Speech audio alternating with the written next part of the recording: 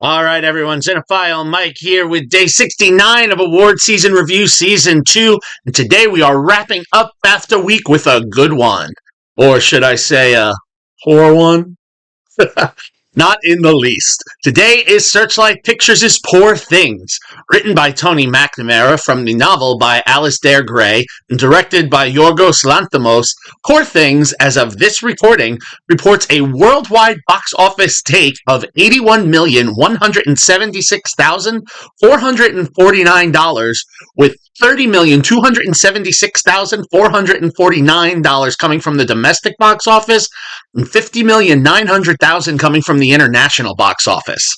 Now, these numbers are interesting because I almost reviewed this film a little earlier this season, and those numbers were almost half of where they are now. So that's pretty substantial.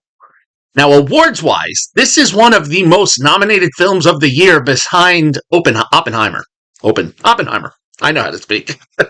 So, keeping with theme, let's start with the BAFTAs and include the Oscars, because for both the BAFTAs and the Oscars, Poor Things is the second most nominated film with 11 nominations at each.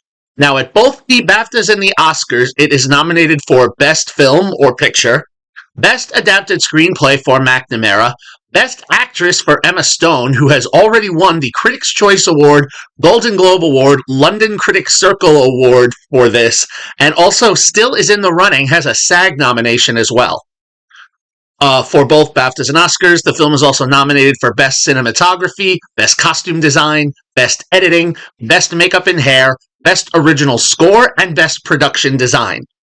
Now, where they differ, for the BAFTAs, the other two nods that it has are for Outstanding British Film of the Year and Best Achievement in Special Visual Effects.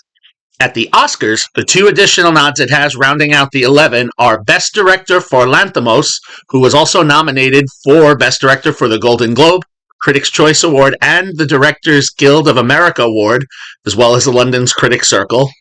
And the other is for Mark Ruffalo for Best Supporting Actor, awards he was nominated for at, again, the Golden Globes, the Critics' Choice Awards, the London Critics' Circle, and he was the winner of Best Supporting Actor of the Year from the National Board of Review.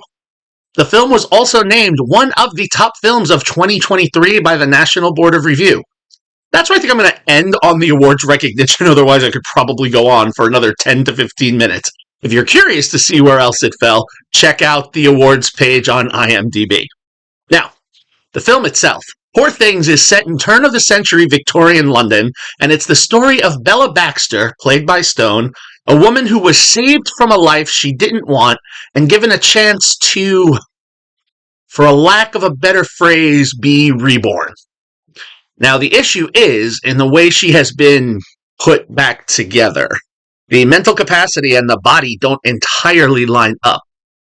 Growing up in reclusivity with her creator, Dr. Godwin Baxter, whom she calls God, played in freakish Frankenstein-type monster makeup by Willem Dafoe, another multiple Best Supporting Actor nominee this season, Bella will begin to desire to know what life is like outside of God's home. Now, this journey will begin with Max McCandles, played by Rami Youssef, the assistant who's brought on to support Dr. Baxter in caring for Bella. He soon falls in love with Bella, and she with him in return.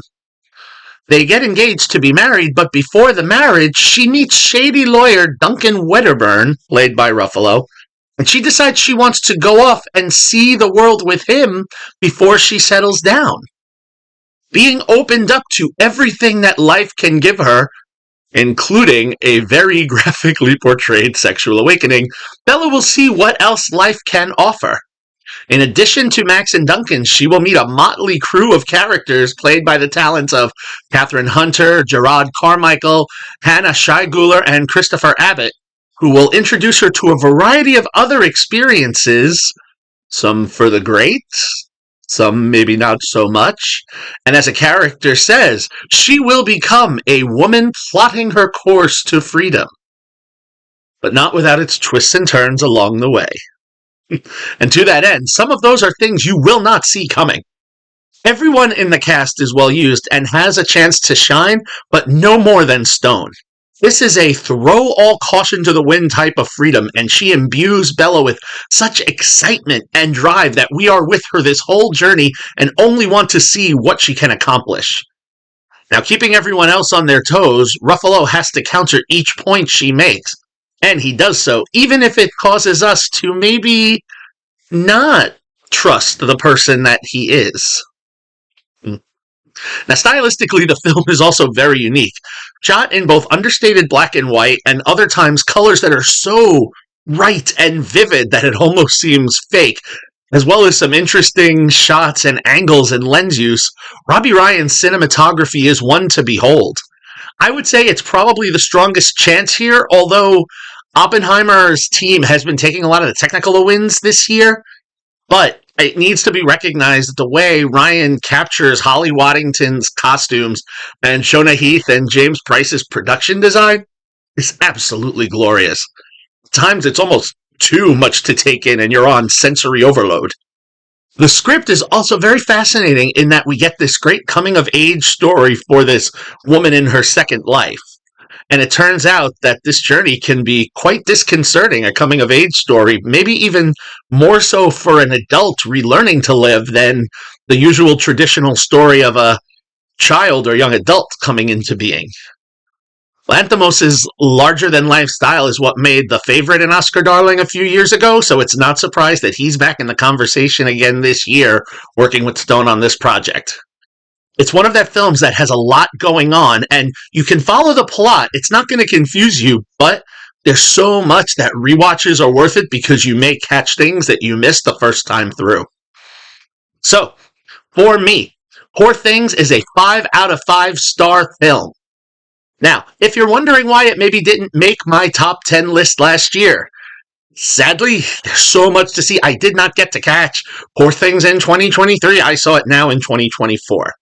But there is still a chance for you to catch this one as well. As it is nominated for Best Picture at the Oscars, it is still in theaters and the screenings have increased given so many different theaters doing Best Picture showcases.